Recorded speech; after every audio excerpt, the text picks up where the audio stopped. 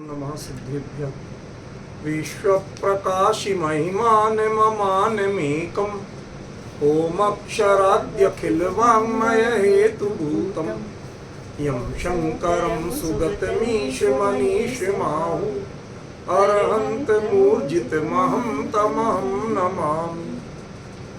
यह आचार्य योगींद्र देव द्वारा रचित अमृताशीति नामक परम आध्यात्मिक ग्रंथ है। इसका 7वां छंद कल अपन ने शुरू किया था। कायदे से अर्थ भी नहीं हो पाया था, एक ही शब्द चला था कृति। हम पहले इसका सब छंद पढ़ते हैं, अर्थ करते हैं, उसके बाद आगे चर्चा शुरू करें। वार्तापि किं न तव कर्णमुपागतेयं पात्रे रतिं स्थिरतया न गता कदाचित् चापल्यतोऽपि जितसरुवनितम्बिनी श्री तस्या कथं बत कृति विदधाति संगम। किम क्या तब तुम्हारे कर्णम कानों में वार्तापि यह बात भी न उपागता यम वार्तापि यह बात भी न उपागता नहीं आई है। मैंने तुमने आज तक ये बात नहीं सुनी क्या नहीं सुनी कि पात्रे रतिम स्थिरतया न गता कदाचित।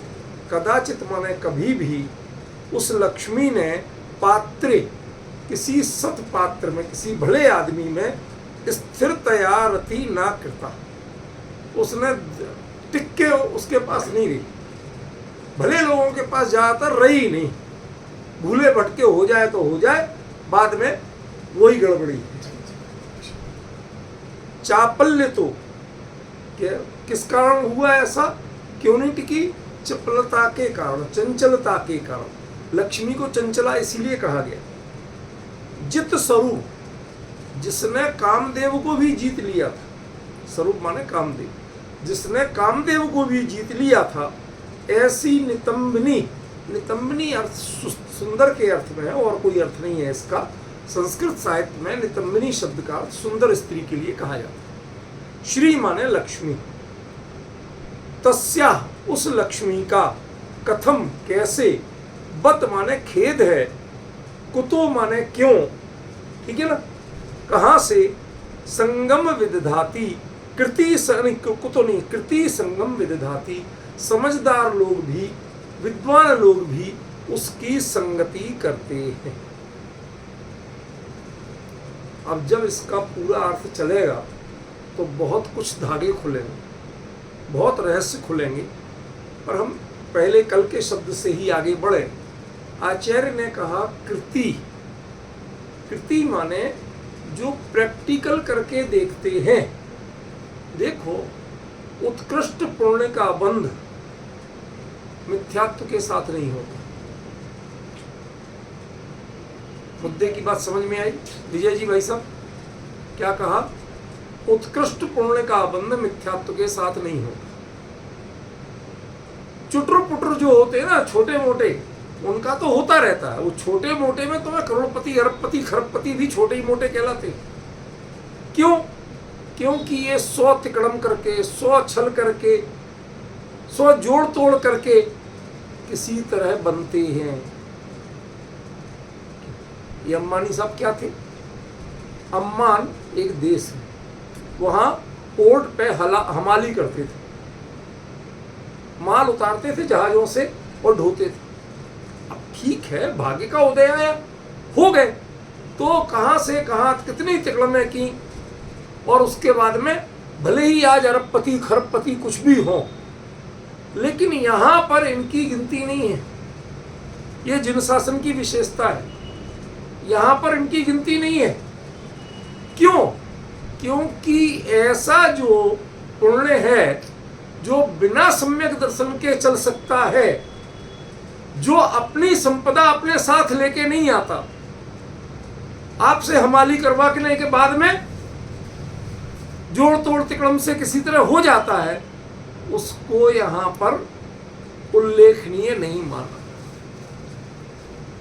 वो रिमार्केबल नहीं है। उसको हम एग्जाम्पल नहीं बना सकते, चाहे ये टाटा हो, बिरला हो, अंबानी हो, जे हो और वो हो, कोई भी बने रहे, कोई को भी हम उल्लेखनीय नहीं बना सकते। समझ गए? क्यों? क्योंकि इन्होंने पिछले जन्म के कोई पुरानी हुंडी मिल गई और उसके उदय में तुम कुछ बन गए, लेकिन तुमने ऐसा कुछ नहीं किया अपने हित का कि जिसके बदले तुम्हें लक्ष्मी को पाने के लिए कुछ नहीं करना पड़े, पर लक्ष्मी तुम्हारे पास आए। 2 पॉइंट का अंतर समझ में आया? एक ऐसा पुण्य होता है जिसका फल सिर्फ लक्ष्मी होती, संसाधन होते, और कुछ नहीं होता। दूसरा पुण्य कैसा? कि इनके दिशा में कुछ भी काम नहीं किया, इनकी दिशा में संयोग पाने के लिए कोई काम नहीं किया, जो भी काम किया वो अपने स्वभाव की दिशा में किया, और इस दिशा में काम करने पर उसके जो सहयोगी परिणाम होते हैं, साथ में सहवर्ती परिणाम होते हैं, उन परिणामों से जो ऐसा पुण्य बनता है जो आपको सम्यक दर्शन के साथ का पुण्य कहलाता, अकेला पुण्य नहीं कहलाता। क्या कहलाएगा? सम्यक दर्शन के साथ का पुण्य। ठीक है? तो वो जो सम्यक दर्शन के साथ का पुण्य है, वो उस व्यक्ति ने कुछ किया है उल्लेखनीय। देखो, 1 करोड़ रुपए पड़े मिल जाए, लॉटरी खुल जाए, कोई भूल गया आपके यहां, जानते थे नहीं, अब आपके हो गए, क्या करें, कहां ले जाओगे, कहां फेंकोगे? समझ गया? तो ऐसे करोड़पति बनने की कोई कीमत नहीं। जब आपके लिए आपने अपना पुरुषार्थ किया और राष्ट्रपति भवन जैसे संसाधन चल के आए, भाई साहब हमें करना है आपकी सेवा, ऐसे कैसे हो जाएगा? आप ऐसे कैसे चले जाओगे? हम करेंगे ना आपको। समझ गए? तो इस प्रकार से आपने काम तो अपना किया, जैसे राष्ट्रपति पद का चुनाव हुआ, आपने काम तो अपना किया, उस काम के साथ फिर फल में बहुत कुछ सामग्री आई, बहुत सारे संसाधन आए, तो ये जाति जुदी है। समझ गए? और वो जाति जुदी है कि जो दया, दान, व्रत, पूजा आदि के परिणाम छोटे मोटे करके, और उसके बदले में आपको कुछ ऐसा पुण्य बनता है जिसके कारण इष्ट संयोगों की प्राप्ति होती है, संसार में अनुकूल चीजों की प्राप्ति होती है। वो पुण्य की जाति अलग है और ये पुण्य की जाति अलग है। पहले तो आपको डिफरेंस समझना पड़ेगा।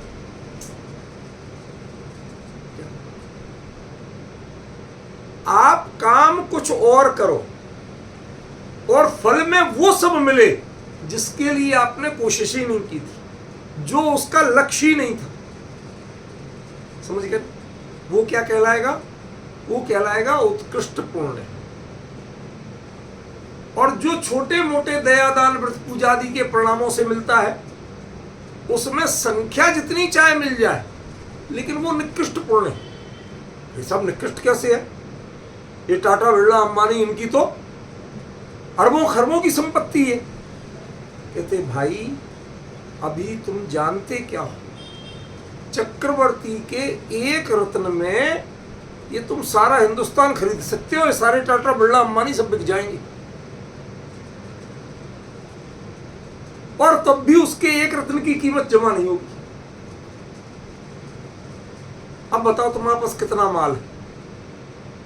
क्या कहा मैंने? अब बताओ कितना माल है? तुम बहुत कह रहे थे ना हमारे पास बहुत माल है। अब बताओ कितना माल है? और उस एक रत्न को पाने के लिए भी उसने कोई अलग से एफर्ट नहीं की, कोई मंत्र नहीं, तंत्र नहीं, जप नहीं, तप नहीं, दान नहीं, अनुष्ठान नहीं। समझ गए? वो अंदर का सातिशय पुण्य था। वो सातिशय पुण्य जो अंतरंग पुरुषार्थ करते हैं उनको बंधता है। पॉइंट समझ? वो सामान्य जीवों को नहीं बनता। संयोग और मान प्रतिष्ठा कितनी मिल जाए वो इंपॉर्टेंट नहीं है। इंपॉर्टेंट क्या है? वो सातिशय पूर्ण इंपॉर्टेंट। यहां जो कृति शब्द है वो कृति शब्द बड़ा टिपिकल है। टिपिकल क्यों है? कि तुम स्वयं में ज्ञानी हो, लेकिन जब छद्मस्त अवस्था रहती है तो तुम इनकी परवाह करती। चक्रवर्ती ने 6 खंड के लिए आत्मिक पुरुषार्थ नहीं किया था, चक्रवर्ती बनने के लिए पुरुषार्थ नहीं किया था। लेकिन जब वो चक्ररत्न पैदा हो जाता है तो वो शायद सम्यक दृष्टि होने के बाद भी उसकी चाकरी करता है। बताओ, 60,000 साल तक जा रहे साहब लड़ने। डिफरेंस समझ में आ रहा है विजय जी मैं क्या कह रहा हूं? पॉइंट पकड़ में आ रहा है कि जो कृति है, तत्वज्ञानी है, वो जो लक्ष्मी किसी के साथ नहीं टिकना, जिसका कैरेक्टर ही ठीक नहीं है। असल बात तो ये कह रहे हैं कि जिसका कैरेक्टर ही ठीक नहीं है, सुंदर दिखती है बात दूसरी है, आकर्षक है, लेकिन कैरेक्टरलेस है, टिकती नहीं है। अब यहां लक्ष्मी कोई विष्णु लक्ष्मी वाली बात नहीं, या लक्ष्मी माने धन संपत्ति वाली बात, पुण्य के उदय से जो मिलती वो वाली बात है। नहीं तो खाम खाम में किसी बात के दंगे कराओ कि साहब वो उनके लिए ऐसा कह रहे थे, हम उनके लिए नहीं कह रहे भैया। आजकल शब्द बोलना ये सोशल मीडिया पे बड़ा खतरनाक है। पता नहीं किसका कहां से कहां अर्थ ले जाए, कहां से कहां व्याख्यान करें। इसलिए मुझे कोई भी बात कहने के साथ उसका क्लैरिफिकेशन देना पड़ता है कि हम बात किसकी कर रहे हैं। समझ गए ना? यहां पर बात किसी लक्ष्मी नाम की देवी की नहीं है।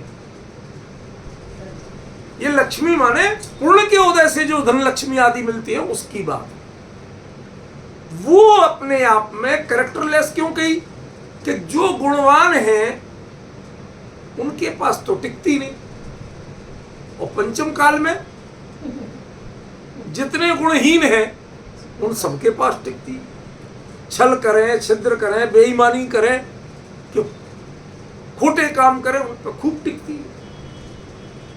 और जो गुणवान है उनके पास पैसे पैसे के लिए परेशान रहते हैं, जोड़ तोड़ करते रहते हैं, किसी तरह खर्चा चलाते हैं। तो ये जो विडंबनाएं हैं उन सबका संकेत यहां किया।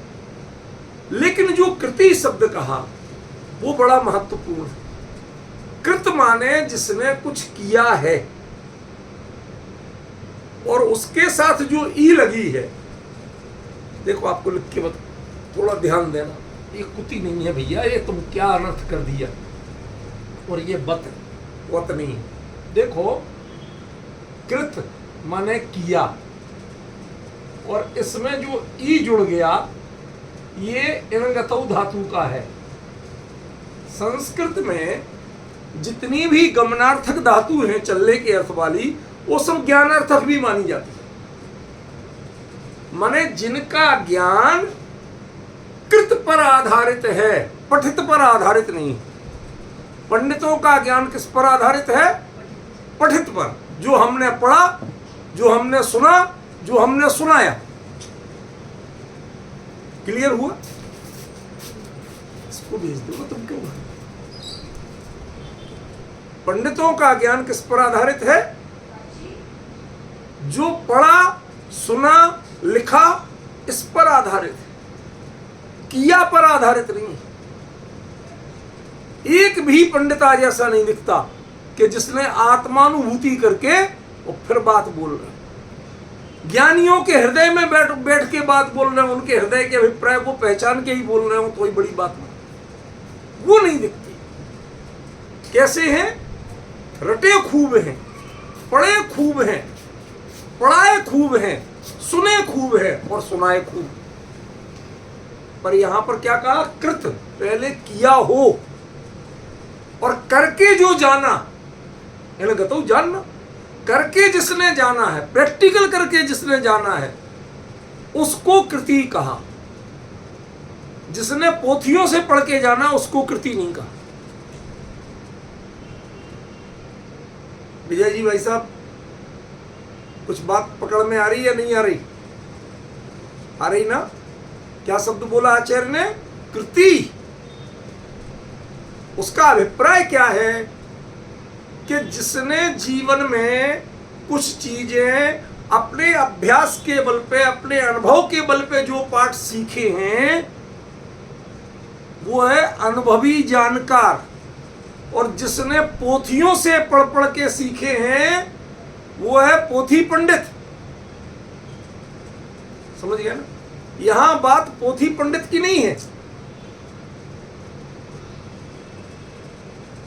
समझदार आदमी की है। लेकिन गड़बड़ी क्या हो रही है कि वो समझदार आदमी के पास भी ये लक्ष्मी टिकती नहीं,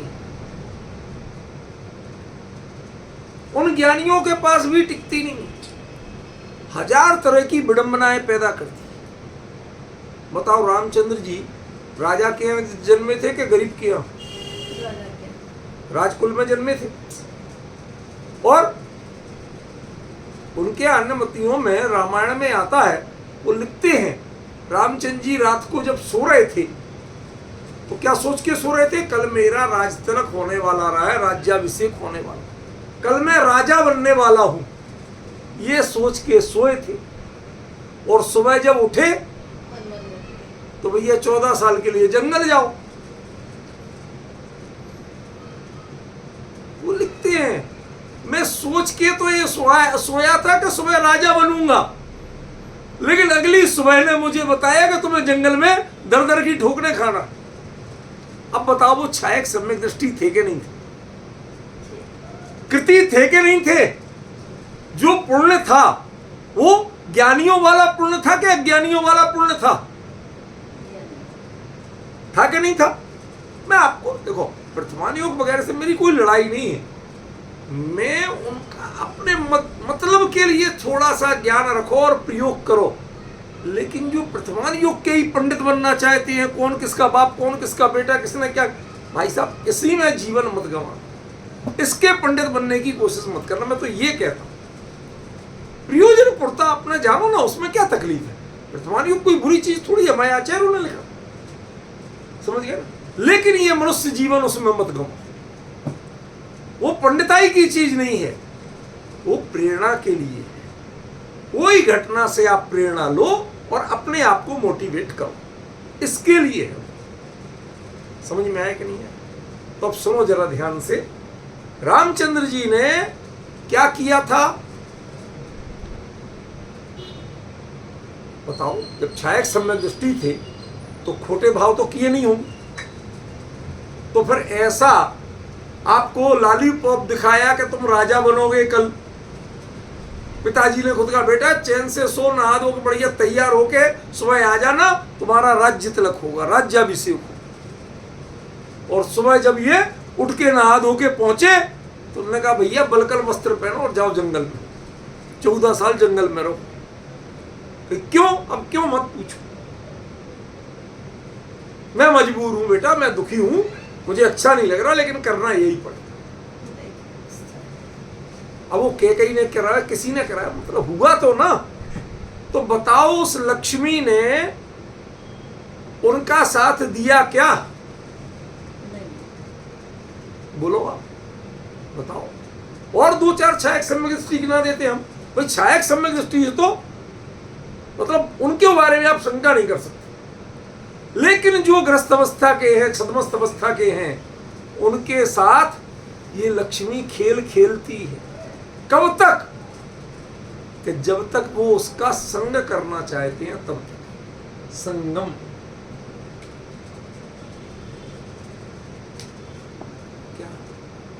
क्या विडंबना क्या है? पकड़ो जरा, मैं पूरा अर्थ बाद में बताऊंगा, पहले मुद्दे की बातें करूं। कृति विदधाति संगम, अनुभवी ज्ञानी लोग भी उसका संग करते हैं। जब तक संग करते हैं तब तक वो उन्हें दगा देती है, और जिस दिन वो त्याग के चल देते हैं तो बड़े बड़े लक्ष्मीपति उनके पीछे पैर की धूल पाने को तरसते। तो समस्या क्या है? पुण्य का उदय होना और लक्ष्मी मिलना ये समस्या नहीं है। समस्या ये है कि इतनी नालायक है, ये धन संपत्ति पद वैभव, ये इतना नालायक है तो डर रहा हूं लक्ष्मी शब्द बोलने में, नहीं तो लोग बाग अभी बेमतलब का बवाल खड़ा ना करें। अब यह शब्द तो लक्ष्मी ही दिया, श्री ही दिया, समझ गया ना। लेकिन ये श्री शब्द, लक्ष्मी शब्द धन संपत्ति पुण्य के उदय के साधन का वाची है, ये किसी देवी देवता का वाची नहीं, ठीक है ना। तो जब तक आप छद्मस्त भूमिका में हो, अविरति की भूमिका में हो, तब तक गड़बड़ी क्या होती है कि जब विरत हो ही नहीं तो फिर संग तो करोगे ही करोगे। विडंबना देखो, यदि विरत नहीं हो, तत्व ज्ञानी हो पर विरत नहीं हो, तो क्या होगा कि फिर जो पुण्य के उदय में मिलेगा उसका संग करोगे, करना चाहोगे। रामचंद्र जी बाकायदा तैयार होके सोए थे कि सुबह तो बढ़िया अपना मुकुट मुकुट बांध के और राज्याभिषेक होगा, सोच के सोए थे। और सुबह हुआ क्या? अब डिफरेंस समझ में आ रहा है कि नहीं आ रहा? ये लक्ष्मी का साथ नहीं देती, ये प्रॉब्लम है। लक्ष्मी साथ नहीं देती है, आप कितनी कोशिश कर लो। कब तक? कि जब तक आप इसका संग करना चाहते हो अविरत, इससे तुम विरत नहीं हो, समस्या वहां खड़ी होती। यदि विरत हो जाओ तो ये लक्ष्मी तो तुम्हारे चरण चूमने के लिए घूमती रहेगी, बड़े बड़े लक्ष्मी पतियों को लाके तुम्हारे चरणों में रख देगी। ये विडंबना है। जो उपेक्षा करता है ये उस पर आकर्षित होती है, और जो दुम दबाए इनके पीछे घूमते हैं दुम हिलाते हुए, ये उसको दगा देती है। कुछ मर्म समझ पाए क्या कह रहा हूं? आचार्य ने क्या कहा? आचार्य कह रहे हैं कि पूर्व पुण्य के उदय से तुम्हें जितनी चाहे लक्ष्मी मिल जाए, लेकिन तुमने यदि इसके संग करने की भावना रखी जीवन में तो क्या होगा? क्या होगा? तो पॉइंट समझ रहे हो? तो गारंटी से तुम इस लक्ष्मी के द्वारा ठुकराए जाओगे, ये तुम्हारा तिरस्कार करके किसी और के पास चली जाए। और उस समय यदि तुम इससे अपने आप को श्रेष्ठ मान रहे थे या इससे जुड़ाव रख रहे थे तो अपमानित होगे कि नहीं होगे? क्या? मैं चाहता नहीं हूं ऐसा हो, कह रहा हूं कि रूपल बहन की गाड़ी को ट्रैफिक पुलिस उठा ले गई, जब्त कर ली, नंबर वही था। तो मैंने कहा रूपल बहन बड़ा नुकसान हो गया। कहते भाई साहब कोई नुकसान नहीं हुआ। क्यों? कि 4 दिन पहले निकाल दी थी, 4 दिन पहले उसका संग का भाव त्याग दिया था। अब चाहे ट्रैफिक पुलिस ले जाए, चाहे एक्सीडेंट में फूट जाए, चाहे समुद्र में चली जाए, वस्तु का क्या परिणमन हो रहा है वो इंपॉर्टेंट नहीं है। उसके प्रति यदि संग का भाव है तो तुम अपमानित या सम्मानित होगे, और संग का ही भाव नहीं है तो ना अपमानित होगे ना सम्मानित होगे। उससे सम्मानित नहीं होगे, अरे मेरे पास देखो इतनी शानदार गाड़ी है, और उससे अपमानित भी नहीं होगे कि चौराहे पे बैंक वाले छीन के ले गए, इसने 4 महीने से किस्तें नहीं चुकाई थी। अब देखो दोनों में हो रही कि नहीं? गई तो अपमान, आई तो सम्मान, ये दोनों ही दशा विडंबना की है। ये तुम्हें जो सम्मान दे रही है लक्ष्मी, ये तय मान के चलना कि तुम इसके संग करोगे तो अपमान भी मिलेगा, तिरस्कार भी मिलेगा, क्योंकि इसका तो नेचर ही ऐसा है। जो ऐसे घास डालता है ये उसे घास नहीं डालती है, और जो ऐसे घास नहीं डालता है उसके पीछे भागता है। ये इसका कैरेक्टर है। पॉइंट समझे? तो शब्द मूल क्या दिया? कृति। समझदार आदमी है भाई, बड़ा समझदार आदमी। देखो इसमें एक और रहस्य है। जब ये कृति में ऐसी छोटी की लगी हो तो उसका मतलब होता है रचना, और जब बड़ी की लगी हो तो उसका मतलब होता है ज्ञानी। समझ गए? ये मेरी कृति है माने मेरी रचना, लिखा है, और ये कृति है, बड़ी ही कर दी तो वो व्यक्ति हो जाएगा, फिर वो पुस्तक नहीं बचेगी, ग्रंथ नहीं बचेगा। टोडरमल जी बहुत कृति थे माने ज्ञानी थे, और मोक्ष मार्ग प्रकाशक टोडरमल जी की कृति है। छोटी और बड़े ही में कितना बड़ा खेल हुआ। विजय जी को थोड़ा थोड़ा मजा आ रहा है, उनके लिए थोड़ा मसाला मिलना चाहिए तो मन लगे। आप अकेली गहरी गहरी बातें सुनाए जाते हो, कभी कभी वो कहते हैं आप थोड़ा थोड़ा तो ब्रेक दिया करो जरा मुस्कुराने का मौका दिया करो। चलो कोई बात नहीं, आप भी मुस्कुरा लो, हम भी। देखो ये कोई कषाय का उद्देश्य नहीं है, विषय में अपनी थकान नहीं आना चाहिए, मनोरंजन मेरा लक्ष्य नहीं है, लेकिन बात को आपसी चर्चा के रूप में करो ताकि दोनों की एकाग्रता बनी। हमें इम्पोर्टेंट ये नहीं है कि कितने लोग बैठे, हमें इम्पोर्टेंट ये है कि जो बैठे वो उसमें तन्मयता से सुन रहे हैं, समझ रहे हैं, उसका लाभ ले रहे हैं, उससे जुड़े हुए ख्याल में। तो वो कृति जो है वो संगम कथम बत विदधाती, बत माने बहुत खेद। अब मैं थोड़ा रहस्य बताऊं, बता दूं। एक विरागी महाराज जी के पास एक परिग्रही अरबपति गया। कौन गया? अरबपति गया। अब उसको, उन महाराज जी को उसका परिचय दिया जाता। महाराज जी 150 तो फैक्ट्रियां हैं, गाड़ियां कितनी हैं और स्टाफ कितना है, कहते गिनती नहीं है, इसी को खुद पता नहीं होता। कितने तो मुनीम लगे पैसा गिनने के लिए, दो एक तो पैसा भी नहीं गिन पाते, सारी मशीनें लगी तो भी हिसाब नहीं मिलता।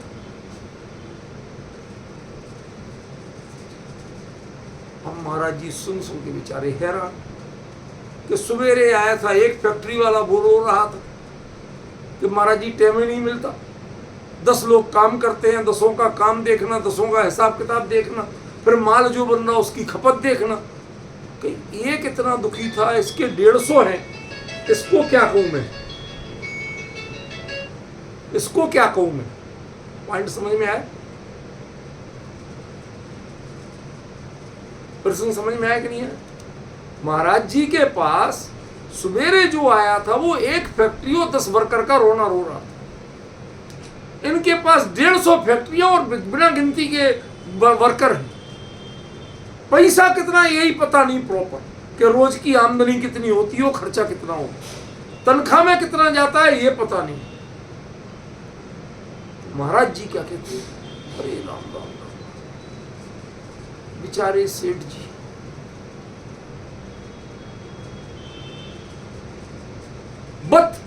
बत शब्द का अर्थ बता रहा था। सरसेठ हुकुमचंद जी जब पहुंचे गुरुदेव के पास और उनको बताते, गुरुदेव अब जो पति सेठ छे, उनके लिए विचारों को बड़ी दया आई, बड़ी दया आई, करुणा आई। सेठ तमे आ शू करे छो, तेरे हिंदी तेरे परिणाम इतने क्रूर तो है नहीं कि तू नरक में जाए, इतने सरल भी नहीं है कि दोबारा मनुष्य हो जाए, और वैमानिक आदि होने के तो चांस है नहीं है।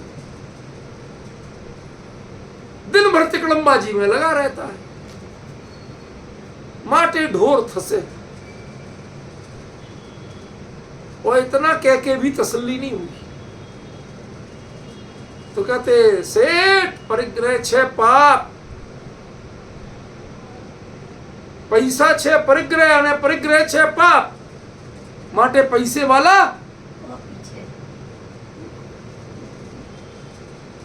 पूरा लाके जमीन पर पटक दी। हम लोगों ने कहा महाराज इतने बड़े सेठ को तुम ऐसे ढोर होगे, पापी हो, बिदक गया तो। यही अंतर है। ज्ञानी को करुणा से ये शब्द निकलते हैं, क्रूरता से नहीं निकलते। मर्म ध्यान रखना विजय जी भाई साहब। ज्ञानी के लिए जब कठोर शब्द निकले उसके मुंह से, शब्द कठोर हैं लेकिन करुणा से निकलते हैं, क्रूरता से नहीं निकलते। ये ज्ञानी की पहचान है। और जिसके क्रूरता से निकले हैं वो अज्ञानी की पहचान। शब्द कठोर और मृदु होना कोई महत्वपूर्ण नहीं है, अभिप्राय कैसा है ये बहुत महत्वपूर्ण। समझ में आया? बहुत मर्म की बात है।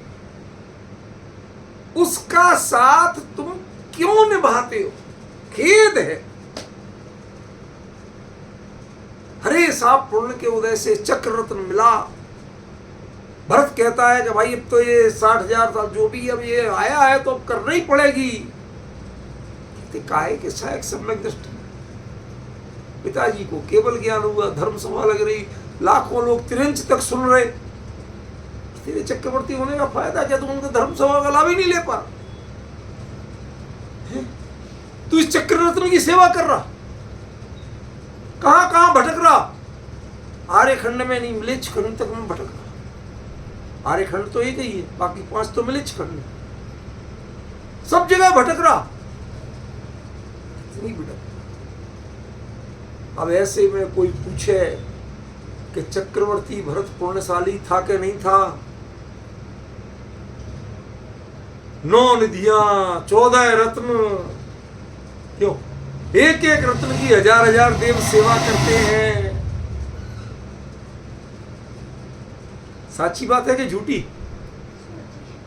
साची। तो उपलब्धि है कि सिरदर्द? बड़ी रोचक चर्चा है। देखो पर मेरे से नहीं होती हड़बड़ी के इतना बोलो उतना बोलो। ये बताओ कितने दिन किसमें लगेंगे? वो लगेंगे। हम तो चर्चा का आनंद लो। जो ज्ञानी आचार्यों ने कहा है उसका मर्म समझने की कोशिश करो।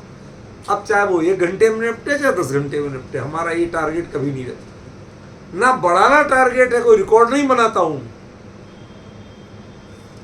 घंटों की गिनती हमारा टारगेट नहीं है। तत्व का जो मर्म है वो मर्म हमारा टारगेट है।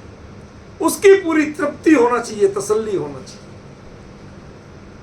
आचार्य कहते हैं संसार के जीव जो पैसे पैसे के लिए परेशान थे उनके लिए अरे 9 नदियां, 14 रत्न, 1000 देव सेवा करते, उनके लिए बहुत बड़ी उपलब्धि।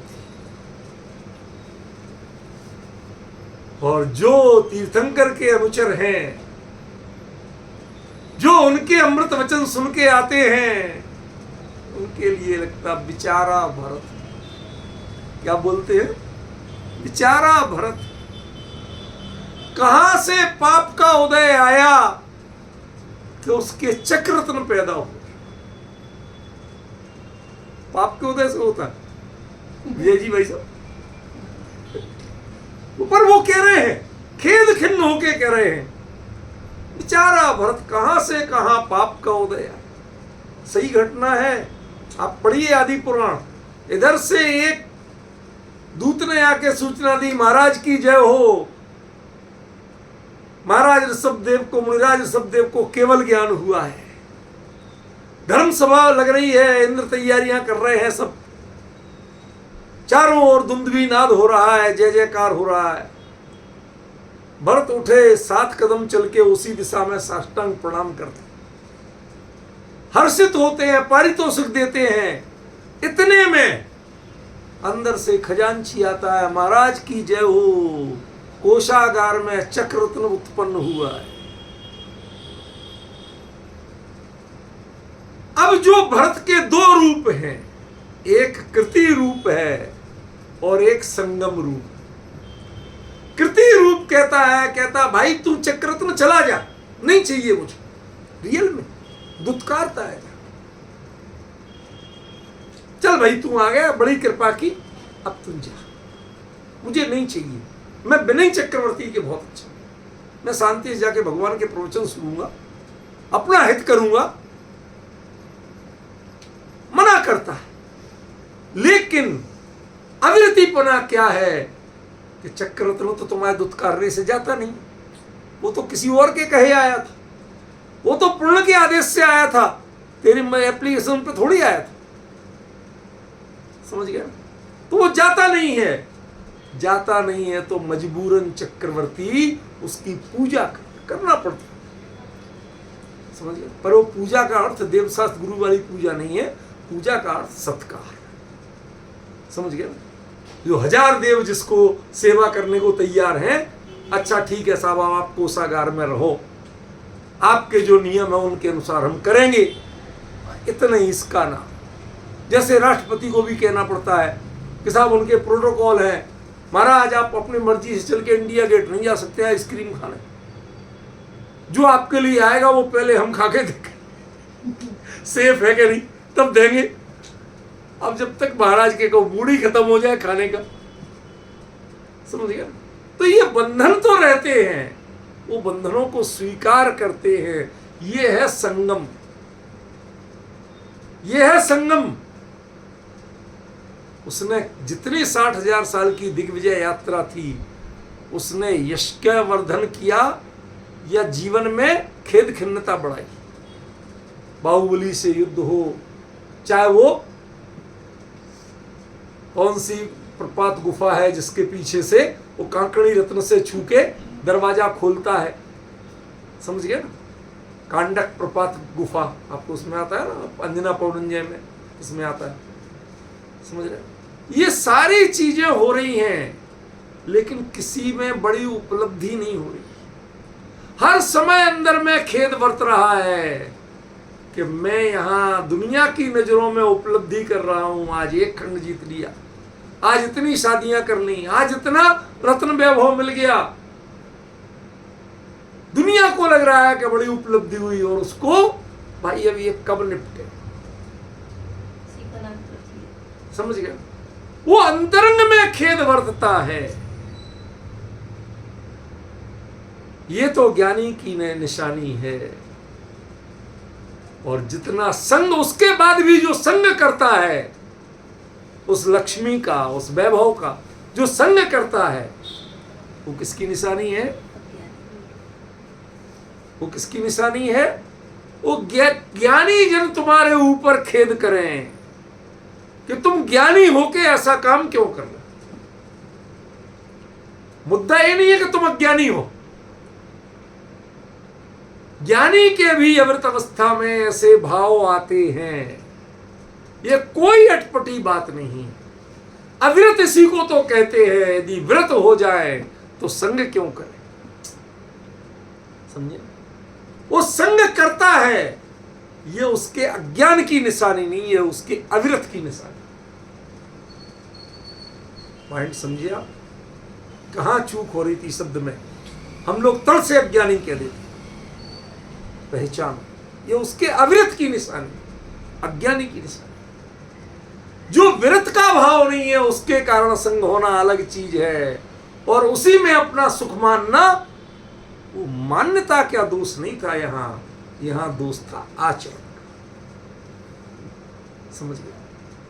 लेकिन वह व्यक्ति ज्ञानी होके भी, जैसे आपको लगता है रामचंद्र जी 6 महीने तक लक्ष्मण की लाश को लिए ढोए थे, बेचारे रामचंद्र की इच्छा एक समय यही काम बचा था। हम एक अज्ञानी है ग्रस्त, तो भी हम अंतर मुहूर्त में जाके जलाए आते हैं, निपटाए आते हैं, कौन रखे? अनंत जीव पैदा होते, कितनी हिंसा होगी, हम में इतनी अकल है, इतने बड़े छायक समृष्टि होगी, इतनी अकल नहीं थी रामचंद्र जी में, आपको तो करो। अब आप जैसे लोग जिन पर करुणा करें, खेद खिन्नता करें, तो फिर रामचंद्र जी छायक समृष्टि का ही करेंगे? फिर छायक समृष्टि का मतलब क्या रह गया? आम लोग, जिसको सड़क चलते लोग जिन पे खेद व्यक्त करने लगा, अरे साहब बेचारे ऐसा कर रहे, आपको बेचारा कहने लगे, समझ गया? ये है यहां बत का अर्थ। बत माने खेद है। कृति विदधाति संगम तस्या ऐसी जो लक्ष्मी है, चंचला है, जो सत्पात्र में रुचि नहीं रखती है, रमण नहीं करती है, उसका संग कृति लोग करते हैं। ये खेद खिन्नता की बात है। ये भूमिका किसकी शुरू हो रही है? पहले क्या कहा था? अज्ञानी जीव, फिर मुग्ध भोला प्राणी, फिर चतुर, फिर उसके बाद बुध, और बुध के बाद कृति। ये 5वीं स्टेज।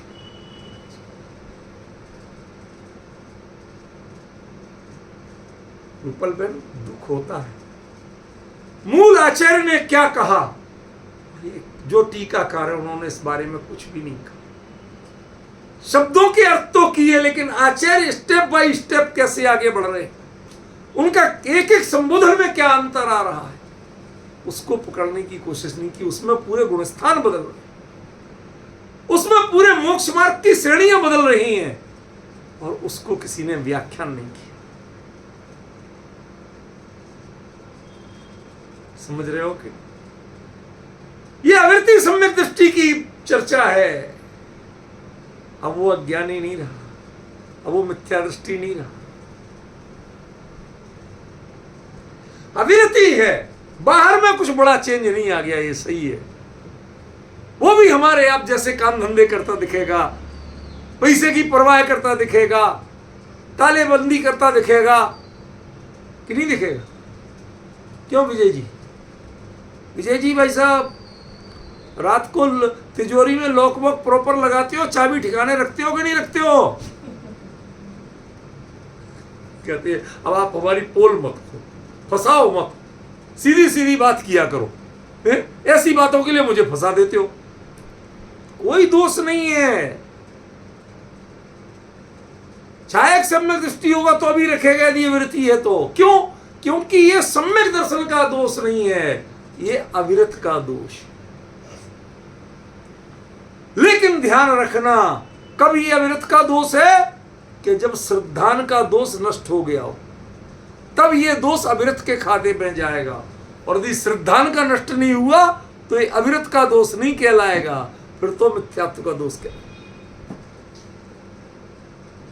क्या गजब है! मतलब योगेंद्र देव ने अमृता स्थिति में जिस तरह से सीढ़ियां चढ़ी है, एक एक शब्द में, एक एक छंद में पूरा अर्थ कर रहे हैं। उन्होंने एक क्लू दे दिया, एक शब्द बोल दिया कि ये तो अज्ञानी है, ये मुग्ध भोला है, ये चतुर है, ये बुध है, ये कृति है। वो एक शब्द पूरे अर्थ को बदल देता, सारा सिनेरियो चेंज हो जाता।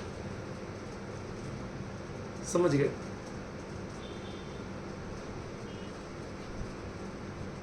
एक व्यक्ति घर घर जाके वोट मांग रहा था, भिखारी की, पैर पड़ के, सबके पैर। अम्मा जी ध्यान रखना, भाई जी ध्यान रखना, दीदी जी ध्यान रखना, कृपा रखना। क्या? और वही चुनाव जीतने के बाद MP MLA पार्षद बन के जब आपकी गली में मालाएं पहन के निकलता है, तो अब आप पैर छू रहे होते हैं कि वो छूता है? व्यक्ति वही है, पर उसकी भूमिका बदल गई। देह से व्यक्ति वही होगा, जीव वही होगा, लेकिन परिणामों से गुणस्थान की भूमिका जब बदल जाएगी, पात्रता बदल जाएगी, तो उसकी व्याख्या, उसका परिचय, उसके प्रति व्यवहार भी बदल जाएगा। अब देखो क्या, कहां से बात शुरू की थी? वार्तापि किम न तव कर्णमुपागतेयम। तुमने ये बात नहीं सुनी क्या आज तक? नहीं सुनी माने इसका अर्थ क्या है? क्या आज तक ये बात नहीं सुनी? क्या अर्थ है इसका? मुकेश जी भाई साहब कहाँ गए? हाँ बैठे तो हैं, थोड़े छुप के बैठ जाते हैं। हमारे देखो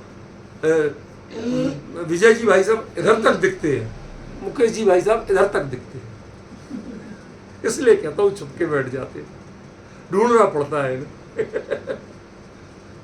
सुनो क्या कह रहे हैं, मर्म पहचानो आचार्य ने क्या कहा। तुमने बातें ही नहीं सुनी। देखो, बात नहीं सुनी माने कोई बात की उपेक्षा करता। बात नहीं सुनी माने तुमने जैन प्रथमान योग के ग्रंथ नहीं पढ़े। किस किस महापुरुष के साथ अविरत अवस्था में इस लक्ष्मी ने क्या क्या खेल नहीं खेले। नेमिनाथ जिस कुल में थे उसी कुल में श्री कृष्ण भी तो थे। नारायण छोटा मोटा पुण्य उनका भी नहीं था। यदि इनका सर्वोत्कृष्ट था तीर्थंकर वाला, तो वो भी नारायण तो थे कि नहीं थे। 63 सलागा महापुरुष में थे कि नहीं थे। फिर भी जन्मे कहा, जेल में। पले कहा, किसी और के घर। अपनी मां का दूध नसीब नहीं। समझ गए। काम किया, क्या किया, ढोर चराए, गायें चराई। समझिए। अब आप भली गौ माता कह लो, लेकिन टेक्निकली तो वो त्रियंशी ही है। समझ गया। उनको चराया। फिर और कुछ कसर बची थी तो गोपियों के साथ रास रचाए। झंझट बढ़ते ही गए। उनके यहां क्वेश्चन मार्क बढ़ते ही गए। वो भी भावी तीर्थंकर हैं, लेकिन वर्तमान में जो जीवन था, जो आप जानते हैं, वो क्यों बदनाम हुआ। बदनाम माने कोई वैसे अर्थ में नहीं कह रहा हूं। अब भाई एक इतने बड़े योगीश्वर महापुरुष कहलाते थे आप, तो फिर गोपियों के साथ रास क्यों रचा रहे थे, गायों को क्यों चरा रहे थे। आप जानते हो, जो गाय चराना, इसका इंद्रिय ग्राम का पोषण करना, इंद्रियों के उनके मन चाहे विषय देना, इंद्रियों को, रसना इंद्रियों को बढ़िया पकवान देना, घ्राण इंद्रियों को बढ़िया फ्लेवर देना, कर्ण इंद्रियों को बढ़िया मीठे मीठे गाने सुनाना, चक्षु इंद्रिय से बढ़िया बढ़िया पिक्चरें दिखाना। ये जो इंद्रिय ग्राम का पोषण, इसको गाय चराना कहते हैं।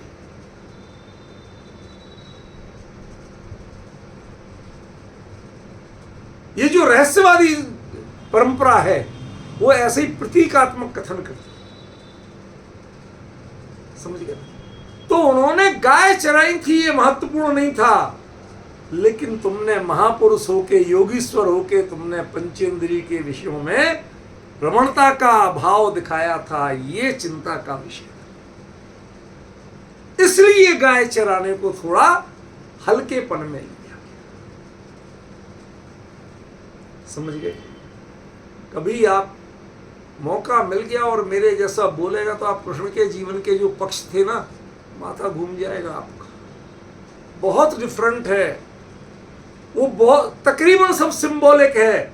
हम उसको फैक्ट मानते हैं।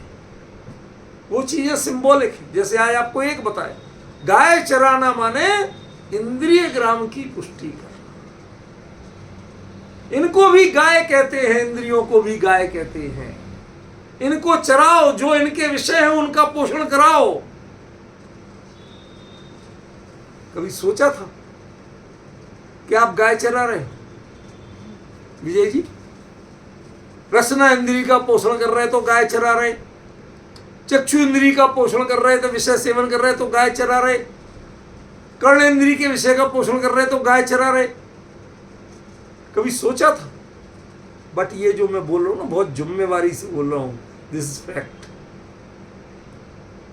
जब हम रहस्यवादी इस परंपरा में, योगेंद्र देव रहस्यवादी संत थे। देश के जितने रहस्यवादी संत हुए हैं आज तक, उनमें सबसे पहले और सबसे महान कवि और संत थे योगेंद्र देव। इसलिए इनके में वही अर्थ निकलेंगे और वही निकालूंगा, आपको बताऊंगा धीरे धीरे। समझ गए। बहुत मार्मिक विषय है, गंभीरता से समझने का है। 3-4 मिनट और बचे हैं, थोड़ी चर्चा आगे ले। पात्रे रते, जो ये कहा ना, न कर्णमुपागते हम, तुम्हारे कान में सुनाई नहीं पड़ी क्या? इसका व्याख्यान कल करूंगा। अभी कितना बता रहा हूं, तुमने आज तक प्रथमान योग नहीं पढ़ा क्या? ये बड़ा टिपिकल अर्थ कर रहा हूं, कोई नहीं करेगा। तुमने ये बात नहीं सुनी, ये बातें दुनियादारी की सुनाता कौन है? प्रथमान योग सुनाता और कौन सुनाता? इसकी कहानी उसकी कहानी कौन सुनाता? इसके साथ ऐसा हुआ उसके साथ वैसा हुआ, कौन सुनाता? ये बताओ मुझे। प्रथमान योग सुना। समझ गए कि नहीं? इसलिए यहां पर जो ये वाक्य कहा कि वार्तापि किम न तव कर्णम उपागतेयम, तुम्हारे कान में ये बात सुनाई नहीं पड़ी क्या? तुमने ये बात नहीं सुनी क्या? मतलब तुमने प्रथमान योग नहीं पढ़ा क्या? उसमें तो कदम कदम पे बताया जाता है कि इतने इतने बड़े पुण्य के धनी, लेकिन जब तक वो अविरत अवस्था में रहे, ये लक्ष्मी से विरत नहीं होते हैं, उसका संग करते हैं, तब तक उनके साथ क्या क्या खेल होते हैं ये तुमने। अब तुम्हें हमें ये सब पढ़ाऊंगा? तुम्हें रामचंद्र जी कृष्णचंद्र जी इन सब की जीवन गाथा सुनाऊंगा? 63 सलाह का महापुरुषों की कथाएं सुनाऊंगा? नहीं नहीं, मैं सुनाने वाला नहीं। क्या तुमने नहीं सुनी? जाओ सुन के आओ, उसके बाद आना, फिर मैं पढ़ाऊंगा आगे। ये मेरा टॉपिक नहीं है। पॉइंट ध्यान दीजिए रूपल बहन, ये योगेंद्र देव की ओर से बोल रहा हूं, ये मेरा टॉपिक नहीं है। मेरा टॉपिक तो शुद्ध आत्मा की अनुभूति से लेके सिद्ध सलाह तक पहुंचाने की पूरी यात्रा। इसका अमृता स्थिति का तो कॉन्सेप्ट वो है, ये कॉन्सेप्ट नहीं है। इसलिए शॉर्ट में कह दिया कि तुमने ये बात नहीं सुनी क्या? क्या महाराज नहीं सुनी? हमने नहीं सुनी तो सुन के आओ, मेरे पास फुर्सत नहीं है तुम्हें ये सुनाने की। मेरा लक्ष्य नहीं है ये बातें सुनाना कि किसका क्या हुआ था, एक था राजा एक थी रानी, दोनों मर गए, खत्म कहानी। ये सुनाना मेरा काम नहीं। सीधे शब्दों में कहे तो प्रथमान योग के लिए मान्यता भी दे रहे हैं और प्रथमान योग के लिए तिरस्कार भी कर रहे हैं, निषेध भी कर रहे हैं। मैं नहीं करूंगा प्रथमान योग की चर्चा, पर तुम्हें नहीं पता तो तुम पता करके, मैं तुम्हें सुनाने नहीं बैठा, पर तुम्हें पता होना चाहिए। ये संसार की विचित्रता का ज्ञान किससे होगा? कि प्रथमान योग से होगा। फला के साथ ऐसा हुआ, ढिमका के साथ ऐसा हुआ, ये जो बातें चलती है कि नहीं चलती, उनसे ही तो नॉलेज मिलती है। आपने आज की न्यूज नहीं सुनी, फला ने ऐसा कर दिया, अरे तुमने ये नहीं सुनी वहां तो ऐसा हो गया। हमारे यहां भी तो सुनाते भाई साहब, उसकी वीडियो चल रही है वो देखो, वहां ऐसा प्रोग्राम हो गया वो देखो। अरे क्या प्रोग्राम देख देख के करोगे? तुम्हारे अंदर में कौन सा प्रोग्राम घटित हो रहा वो तो झांक के देखो। योगेंद्र देव तो कह रहे यहां देखो, लेकिन तुम्हें यदि लक्ष्मी के संग का भाव होता है तो भैया थोड़ी सी ये तुमने बातचीत तो सुनते, दुनिया क्या कहती लक्ष्मी के बारे में, इसके कैरेक्टर के बारे में, जरा सुनते तो सही। ये धन संपत्ति किसी के पास टिके नहीं रही है, चंचला है, चंचला रहे और चंचला रहे। समझ रहे? ये है इसका अर्थ। वार्तापि किम न तव कर्णम उपागते, हम तुम्हारे कान में ये बात नहीं पहुंची, मतलब तुमने प्रथमान योग आज तक नहीं सुना क्या? यदि प्रथमान योग जान लो तो दुनिया में ठगे जाने के बहुत से रास्ते बंद हो जाते हैं। समझ गए? आप यदि प्रथमान योग नहीं जानते हैं, दुनिया की किस्से कहानी भी सुनो, लोग बताते हैं वो फला जा रही थी मंदिर से घर या घर से मंदिर, कोई मिला, उसने ऐसे कुछ बताया, किसी ने कुछ पूछा, किसी ने कुछ दिखाया, उतने में वो थोड़े मंत्रमुग्ध सी हो गई, हिप्नोटाइज हो गई। उतने में उनने कहा अपने गहने हमें दे दो, उनने अपने हाथ से उतार के दे दिए, वो लेके चला। बाद में रो रहे हैं मेरे गहने लुट गए। तो तुमने ये दुनिया की कहानियां जब सुनी थी कि ऐसे ऐसे लोग घूमते हैं, तो तुम उनकी बातों में आई क्यों? हमें ना देखना तेरी कोई चीज और ना हमें कुछ पता। हम तो अपने भगवान के पाठ पढ़ रहे, स्तुति पढ़ रहे, घर मंदिर जान दे मुझे जान छोड़ दे, सुनना ही नहीं मुझे। यदि दूसरे की कथा सुन ली तो तुम उसकी कथा नहीं सुनो। पॉइंट समझ गए? किसी का घटनाक्रम सुन लिया कि उसको ऐसे लूटा था, अब वो आदमी तुम्हारे पास भी आया, भाई साहब हमारी कथा सुनना, तो वो कथा नहीं सुन, समझ गया?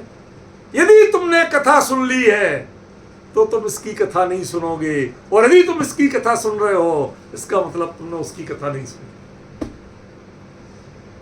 अब समझ में आया क्या कह रहे हैं आचार्य देव? इसका विस्तार खुलासा तो कल करेंगे, आज इतना समय नहीं, आज तो समय बल्कि पूरा हो भी गया, लेकिन मर्म समझने की कोशिश करो।